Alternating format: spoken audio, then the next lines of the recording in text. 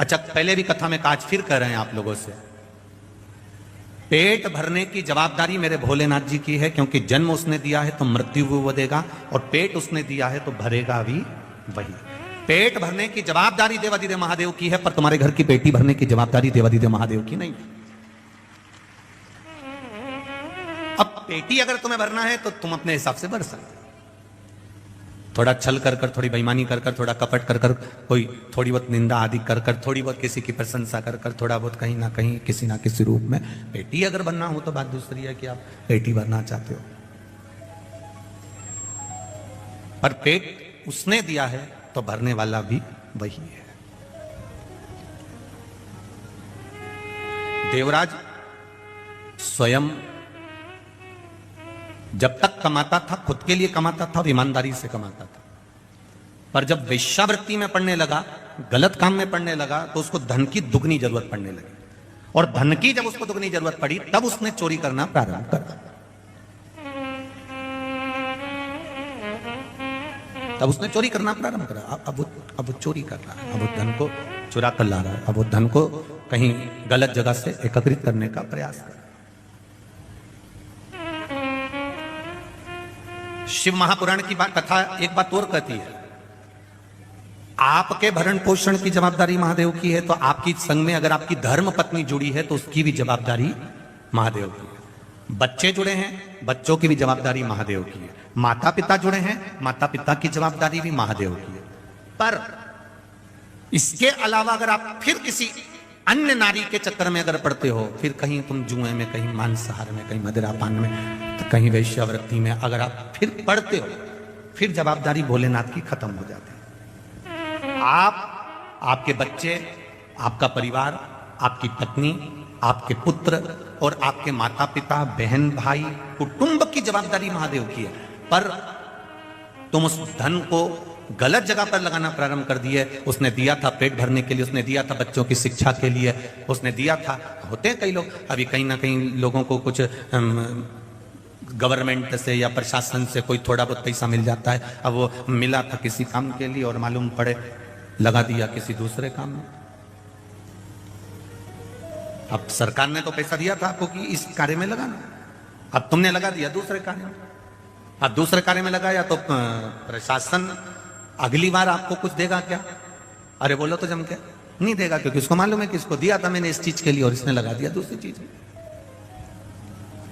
अगली बार वो नहीं देगा। अब नेत्र काय के लिए दिए थे भगवान ने, वो भगवान भी प्रशासन से कम नहीं हो, काय के लिए दिए थे उसने? इन नेत्रों से क्या करना भगवान का? बोलो बोलो जम के बोलो, दर्शन करना। इन नेत्रों से दर्शन करिए, इन नेत्रों से पोथी पुराण पढ़िए, शिव महापुराण, रामायण, भागवत गीता, इसका स्मरण करिए। अब तुमने इस बार तो इस नेत्रों को भगवान में लगाया ही नहीं। अब पैसा दिया था मकान बनाने के लिए, पैसा दिया था खेती के लिए, पैसा दिया था, लोन लिया था मकान के लिए, और मालूम पड़े बैंक वाले बाद में आए तो मालूम पड़े ना तो मकान दिखा ना प्लाट दिखा, और वो लोन का पूरा पैसा खत्म कर दिया। अब बनाना था तुमको मकान, लेना था तुमको प्लाट, करना था काम, मिला था मकान के लिए, लगा दिया गलत जगह पर, गलत जगह पर लगाया, बर्बाद हो गए। बर्बाद हो गए तो अगली बार तो प्रशासन ने तुमको वो पैसा नहीं दिया। साहब अगली बार दिया था, इसने काम में नहीं लगाया, अगली बार दिया था, इसने सही जगह नहीं लगाया, तो अब की बार उसने देना बंद कर दिया, उसने देना बंद। बस यही शिव महापुराण की कथा कर रही है, यही भगवान शंकर का गुणगान कर रहा है। एक बार उसने देख लिया नेत्र देखकर कि इसने नेत्र सही जगह लगाया कि नहीं लगाया। अगर एक बार इसने नेत्र सही जगह नहीं लगाया, फिर अगली बार तुम तैयारी कर कर बैठो कि नेत्र। श्रवण दिया था कथा सुनने के लिए, एक बार दिया और सही नहीं गया। ये हाथ दिए थे भगवान की भक्ति करने के लिए, सेवा करने के लिए, कोई बुजुर्ग है, कोई गरीब है, कोई किसी रूप में तकलीफ में है, कहीं भजन हो रहा हो तो इससे सेवा करना, पर हाथ भी सेवा में नहीं लगे तो वो भी चलेगा। पांव दिए थे भगवत भजन के लिए। हमारे मालवा के संत श्री नागर जी महाराज बड़ा सुंदर कहते हैं, हाथ दिए रे तूने दाता बन कभी नहीं दान कियो, दयालु मैंने अवगुण बहुत कियो। पाँव दिए रे तूने दाता बन के, कभी नहीं तीरथ कियो, दयालु मैंने अवगुण बहुत कियो। नेत्र दिए रे तूने दाता बन के, कभी नहीं दर्श कियो, दयालु मैंने अवगुण बहुत कियो। फिर संसार सागर में आने के बाद मैंने करा क्या? जब इतना सुंदर शरीर दिया और शरीर का मैंने सदुपयोग नहीं करा, फिर संसार सागर में आकर मैंने किया क्या? तो संसार सागर में आने के बाद मैंने एक काम किया कि कोरा कोरा कागज काली काली शाही और 10 को 20 कियो, दयालु मैंने अवगुण बहुत कियो। इस संसार सागर में आने के बाद में इस संसार सागर में आने के बाद मैंने केवल एक काम करा, 10 को 20 कैसे करा जाए उसको सोचा जाए, उसका विचार किया गया।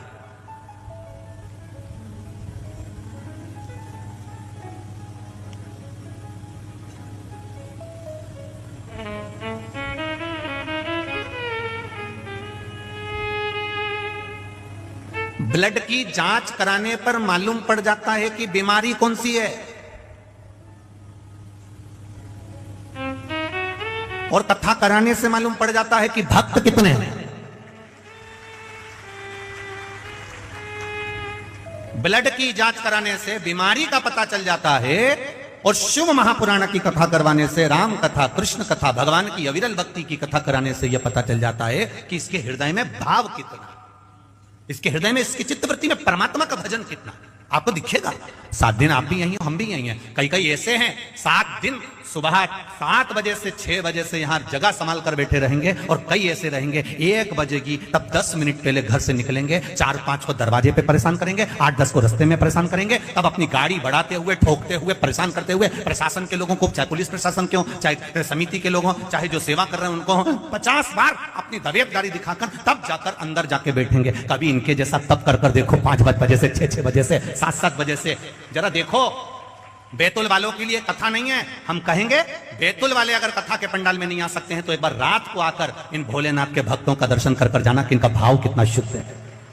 ये दिखावे से नहीं आते, ये केवल 2 रोटी मिलेगी, पड़े रहेंगे, नींद भी मिली तो भी आपसे कहने नहीं जाएंगे कि हमको भूखे हैं या भोजन। आपको हर 2-3 घंटे में कुछ चाहिए। ये सवेरे 7 बजे से जगह संभाल कर बैठते हैं, रात तक केवल 7 बजे से जगह संभाली, 1 बजे कथा चालू हुई। अब विचार करना, 7 बजे से 1 बजे तक का समय, उठते हैं, नहाए, वापिस आकर बैठ गए। एक जैसे बैठे, क्योंकि दूसरा महापास में बैठा है तो लेट भी नहीं सकते, ना आड़े हो सकते। एक जैसे बैठे हैं, एक आसन से बैठे हैं, इंतजार कर रहे हैं 1 बजे का। 1 बजे कथा चालू हुई, 4 बज जाएगी। जब आप देखना 5-5:30 बजे आकर देखना, तब इनको थोड़ा बहुत लेटते हुए नजर आओगे। रात्रि होगी, भोजन करा, भजन करा, रात को 1-1:30 बजे तक इनके भजन कीर्तन चलते रहते हैं। फिर सुबह हुई, प्रातः में स्नान करा, फिर भजन में लग जाते हैं। 24 घंटे श्री शिवाय नमस्तुभ्यम जप रहे हैं। हमने तपस्वी का दर्शन करा। कोई कहता है हम संतों का दर्शन करते हैं, कोई कहता है हम नर्मदा जी के घाट पर परिक्रमा करने वालों का दर्शन करते हैं, कोई कहता है हम उसका दर्शन करते हैं, कोई कहता है हम साधु का दर्शन करते हैं, कोई कहता है हम तपस्वी का दर्शन करते हैं। हम कहते हैं ये भी तपस्वी से कम नहीं, ये साधु और सन्यासी से कम नहीं, जो बैठकर भगवान शिव का गुणगान कर रहे हैं,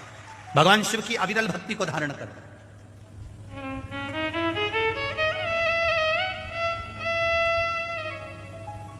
इतने बैठे हो लाखों में,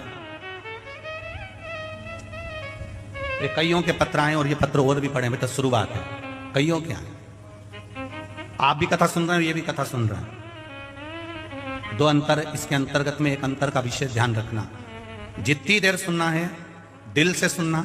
घर से चलो तो कहकर आना, मुझे शिव महापुराण की कथा सुनने जाना है, मैं आराम से जहां जगह मिल जाएगी वहां सुनूंगी और भगवान की अविरल भक्ति को धारण करूंगी। मुझे मालूम है 7 दिन अगर मैंने कथा का रसपान कर लिया तो मेरा महादेव मेरी जरूर सुनेगा, ये निश्चित है। मुझे कथा सुनना, मुझे दूसरे की व्यथा नहीं सुनना, मुझे कथा सुनना, मुझे अविरल भक्ति को धारण करना, मुझे परमात्मा का भजन धारण करना।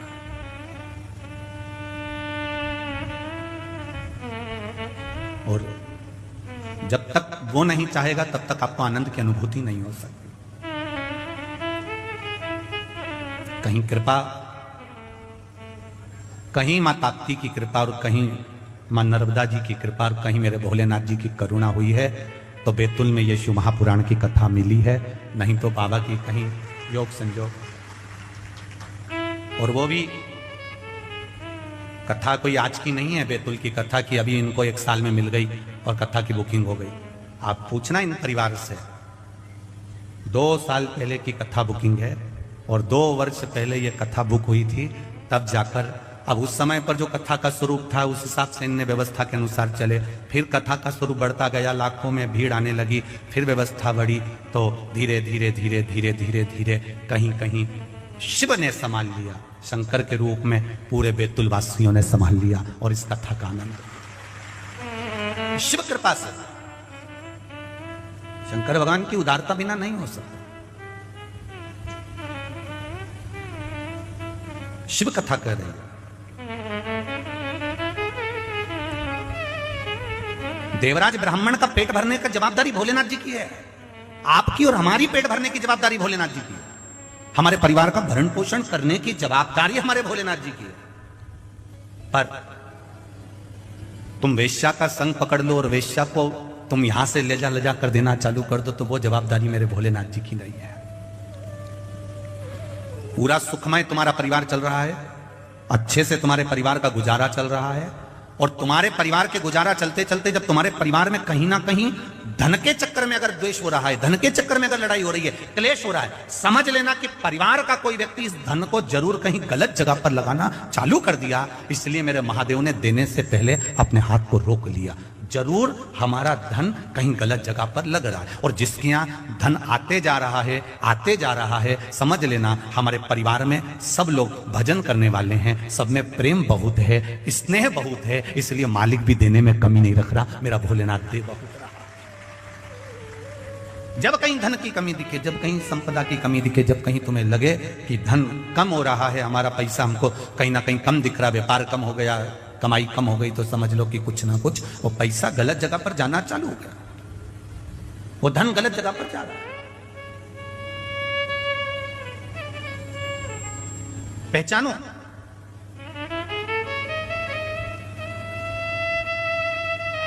गाय, लक्ष्मी और बेटी,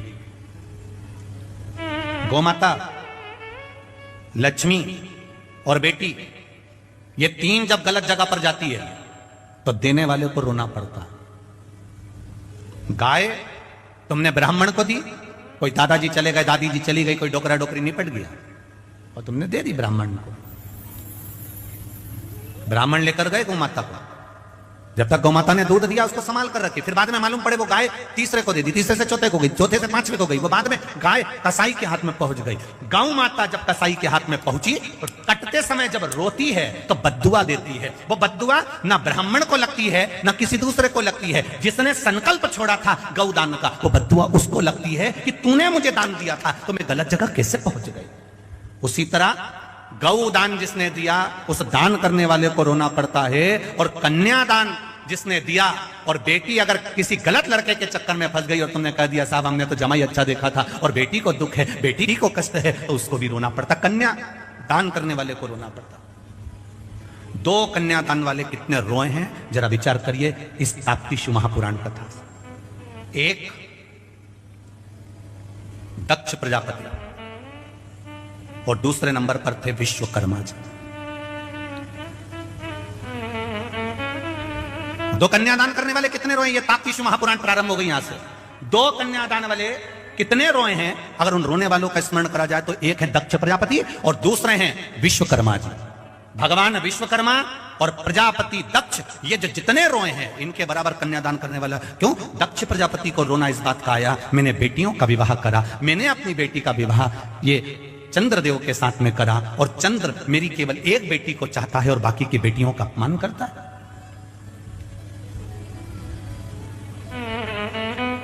सारी बेटियां दक्ष प्रजापति के सामने आकर खड़ी हो गई। पिताजी, एक बेटी ने भी दक्ष प्रजापति से यह नहीं कहा कि हमको दुख है, बस बेटी आकर खड़ी हुई और दक्ष प्रजापति की आंख में आंसू भरे थे।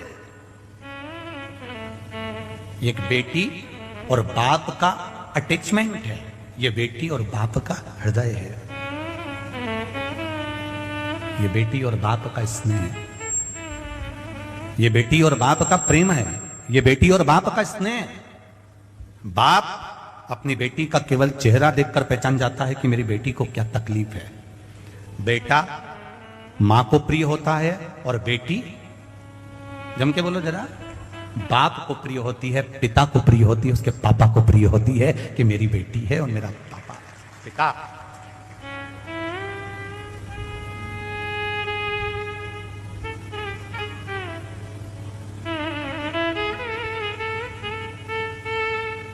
मायके का मतलब मालूम होता है सबको?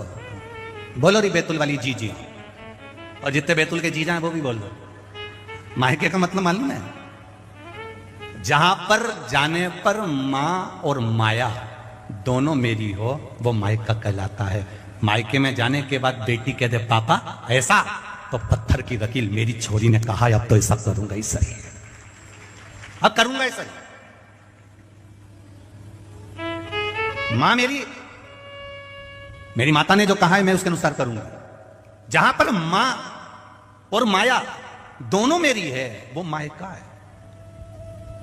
शादी हो गई, दूसरी जगह चली गई ससुराल, फिर भी जब वो मायके में आए तो उसको लगना चाहिए कि जीजी तुम्हारा ही है सब कुछ, अलमारी खोल दूं, साड़ी निकाल दूं, लो पहन लो। पर तुम्हारे अलमारी खोल दूं और साड़ी निकाल दूं, पहन लो, ये तो बहुत दूर की बात हो गई थी मेरी बैतुल वालियों, बहुत दूर की हो गई।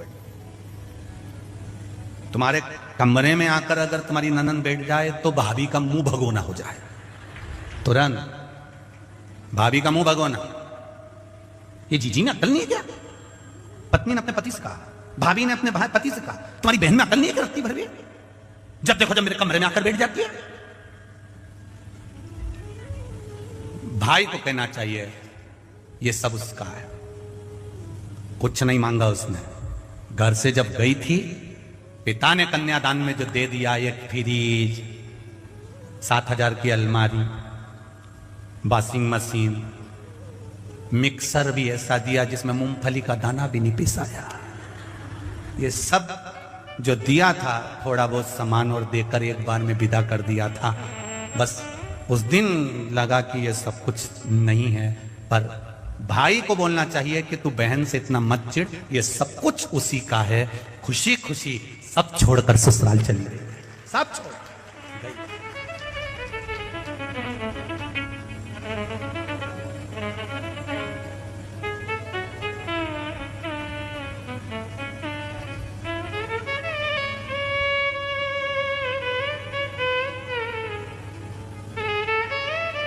सब छोड़ दिया।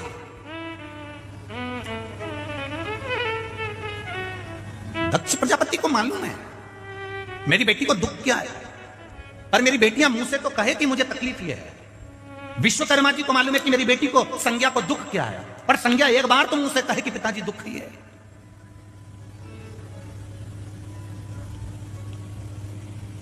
संज्ञा कौन? सूर्य नारायण भगवान की पत्नी।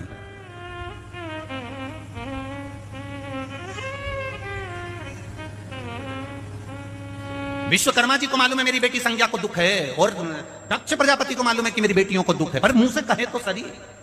कई बार बेटियां बोल नहीं पाती, और बेटियों को बोलना चाहिए, बेटियों को कह देना चाहिए। और पिता का प्रेम किसको कह सकते हैं, पिता की करुणा किसको कह सकते हैं? वो दिल्ली में जो श्रद्धा के 35 टुकड़े हुए, किसी को ज्ञात नहीं था, केवल एक पिता का दिल कचोट गया। और पिता ने सोचा बहुत दिन से श्रद्धा की खबर नहीं आई। पिता उसी समय दिल्ली पहुंच गया। फिर उसने ढूंढना चालू करा, जब कुछ हाथ नहीं लगा तब फिर पुलिस प्रशासन के पास गया, तब जाकर खुलासा हुआ उस बाप के सामने की बेटी के 35 टुकड़े हो गए। बाप और बेटी का अटैचमेंट किसको कहते हैं, बेटी और बाप का स्नेह किसको कहते हैं? बेटी की आंख में आंसू आते हैं और बाप पहचान जाता है कि मेरी बेटी क्यों रोई है, उसकी आंख में अश्रु कैसे आ गए, उसके नैनों में जल कैसा आ गया।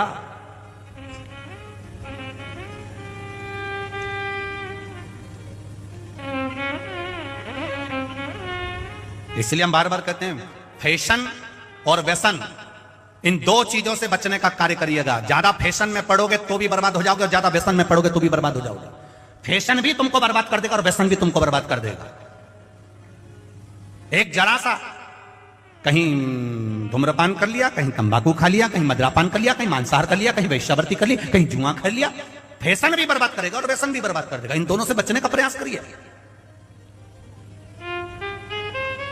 जिसके घर का धन फैशन और व्यसन में दोनों में जा रहे चालू हो जाए, समझ लो धीरे धीरे कुछ ना कुछ गड़बड़ी होना प्रारंभ हो गई। करो, हम कभी मना नहीं करते तुम फैशन मत करो, तुम्हारी मर्जी पड़े जैसा कपड़ा पहनो। अभी तो तुम यहां से फटी हुई पहनते हो, तुम पूरी फटी हुई पहनो तो कोई दिक्कत नहीं है। पर निवेदन है, फैशन और व्यसन में अगर तुम्हारा धन जा रहा है, व्यसन में, मांसाहार में, मदिरापान में, जुआ में, वृक्षावृत्ति में, गलत काम में तुम्हारा धन जा रहा है, तो बहुत दिन का ठिकाना तुम्हारा नहीं है। और फैशन में अगर तुम ज्यादा पढ़ने लगे हो तो भी तुम्हारा कोई ठिकाना नहीं है। गलती थी, एक गलती को अपना मानो, सुधारो।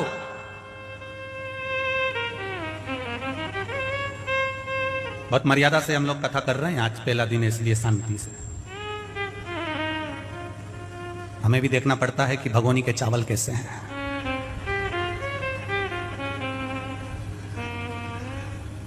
क्यों बात रही जी? सही है, देखना पड़ता है कि चावल कैसा है। हो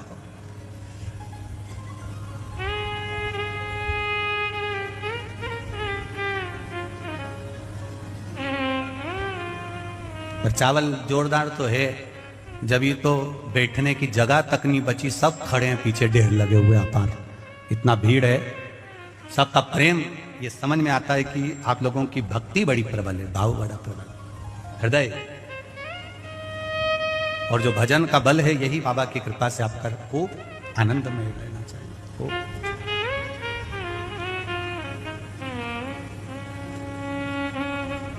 महाराज शिव कथा कर रही है, भगवान शंकर की करुणा कर रही है। पिता पुत्री का मुख देखकर पहचान जाता है तकलीफ क्या है।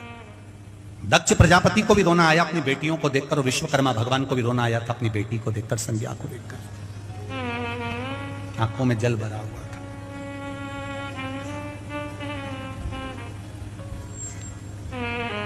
नयन में जल भरा हुआ है। दक्ष प्रजापति ने भी अपनी बेटियों से पूछ लिया था कि बात क्या है, कुछ बोलोगी तुम? 3 बार मेरे पास में सारी की सारी बेटियां आ चुकी हैं, मेरी पूरी कन्याएं आ चुकी हैं, पर तुम बोलती क्यों नहीं हो? हुआ क्या? चंद्र ने कुछ कहा तुमको? कुछ बोला तुमको? नहीं।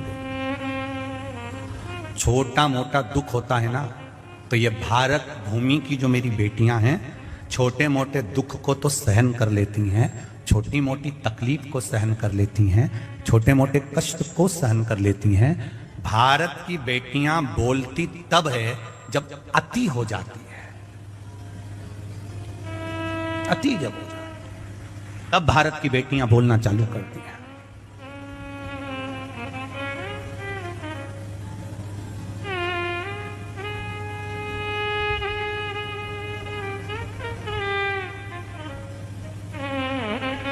बोला कन्याओं ने कि ये चंद्रदेव जो हैं, हमारे पति जो हैं, केवल एक रोहिणी को चाहते हैं, बाकी किसी को नहीं चाहते।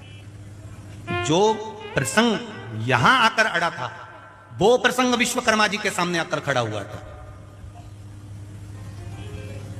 जब संज्ञा छोटी थी, विश्वकर्मा जी की बेटी जब छोटी थी, सूर्य के तपन में खेला करती थी। सूरज की किरणें पड़ रही और संज्ञा उसमें खेल रही। आपका बच्चा धूप में अगर खेल रहा है तो आप के मन में करुणा आएगी कि नहीं आएगी? आप बोलोगे ए छोरा चल अंदर, हे बाबू चलो अंदर, बहुत तेज गर्मी पड़ रही है, बहुत तेज धूप पड़ रही है, चलो अंदर चलो जरा। इतनी धूप में नहीं जाते, बाहर चक्कर आ जाते हैं, इतनी धूप में नहीं जाते। सूर्य की किरण अपार पड़ रही है और वहां संज्ञा खेल रही है, विश्वकर्मा जी की पुत्री खेल रही है।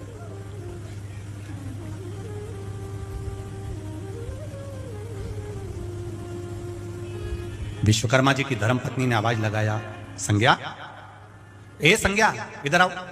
संज्ञा आने को तैयार नहीं, खेलती रही। तब विश्वकर्मा जी ने उसको पकड़कर अपने कक्ष में लेकर आए। विश्वकर्मा जी ने कहा, संज्ञा इतना तपन हो रहा है, इतना धूप पड़ रही है, इतनी गर्मी पड़ रही है, इतना सूर्य की किरणें पड़ रही है, और तुम उस सूर्य की किरणों में खेल रही हो। विश्वकर्मा जी ने अपनी धर्मपत्नी से कहा, मुझे लगता है हमारी बेटी को सूर्य की किरणें अच्छी लगती है, इसलिए तपतपाती हुई किरणों में, सूर्य की तपतपाती हुई किरण के अंतर्गत धूप में हमारी बेटी चली जाती।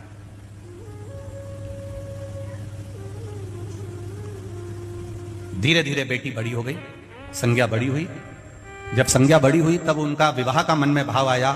तब संज्ञा को लेकर विश्वकर्मा जी पूरे ब्रह्मांड में घूम रहे हैं हाथी पर बिठाकर कि मेरी बेटी को मैं ब्याहना चाहता हूं और इसके लायक जो वर होगा मैं उससे विवाह करूंगा। आपसे भी निवेदन है, अगर तुम्हारी बेटी पढ़ी लिखी है तो उससे दुगना पढ़ा लिखा उसका वर होना चाहिए। तुम्हारी बेटी विद्वान है तो उससे दुगना विद्वान उसका वर होना चाहिए। रामचरितमानस तक में वर्णन आया है कि सीता मैया की विद्वत्ता से दुगना विद्वान राम जी को ढूंढा गया था। सीता जी ने उल्टे हाथ से धनुष को उठाया था मात्र 6 वर्ष की आयु में, और जनक जी ने मन में संकल्प ले लिया था कि इसका पति वो होगा जो सीधे हाथ से धनुष को उठाकर चढ़ाकर तोड़ देगा, बेटी उससे ब्याह दूंगा। सीता 6 वर्ष की आयु में अगर धनुष को उठा सकती है तो इसका पति वो हो जो इस धनुष को उठाकर तोड़ दे तो बेटी को ब्याह। अब विद्वत्ता देखी गई, विद्वान पद देखा गया कि सीता से दुगना विद्वान उनका पति राम होना चाहिए। उसी तरह विद्वत्ता यहां देखी जाती है कि विश्वकर्मा जी ने विचार करा कि मेरी बेटी का विवाह किसके साथ करूं, कोई अच्छा लड़का ढूंढ लेता हूं, इससे विद्वान होना चाहिए। अब मेरी बेटी इतनी धूप में सूर्य की किरणों में तप करती है, सूर्य की किरणों में बैठी रहती है, तो इसका पति वो होना चाहिए जो इस सूर्य की किरण से भी ज्यादा तप में लीन हो।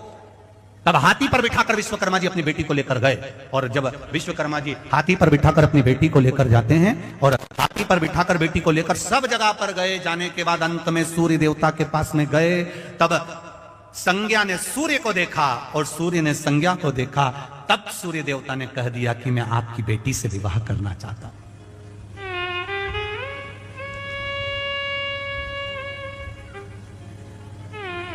क्या आपकी बेटी से मैं विवाह कर सकता हूं? संज्ञा ने पिताजी की ओर देखा और पिताजी की ओर देखकर पिताजी ने कहा, संज्ञा ये सूर्य नारायण आपसे विवाह करना चाहते हैं, आप विवाह को तैयार हो?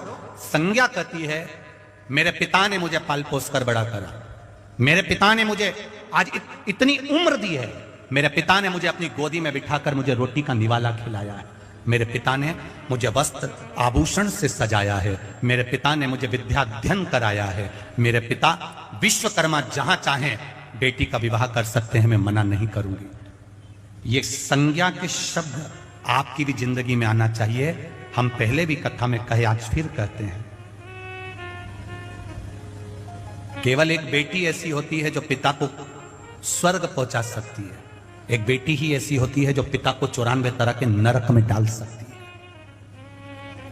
जिस पिता के घर में बेटी का जन्म होता है, जिस घर में बेटी जन्म लेती है, वो बेटी अपने पिता को कन्यादान का मौका अवश्य दे। कन्यादान एक ऐसा दान होता है कि माता और पिता 94 नरक में ना पड़कर सीधे बैकुंठ में चले जाते हैं केवल एक कन्यादान करने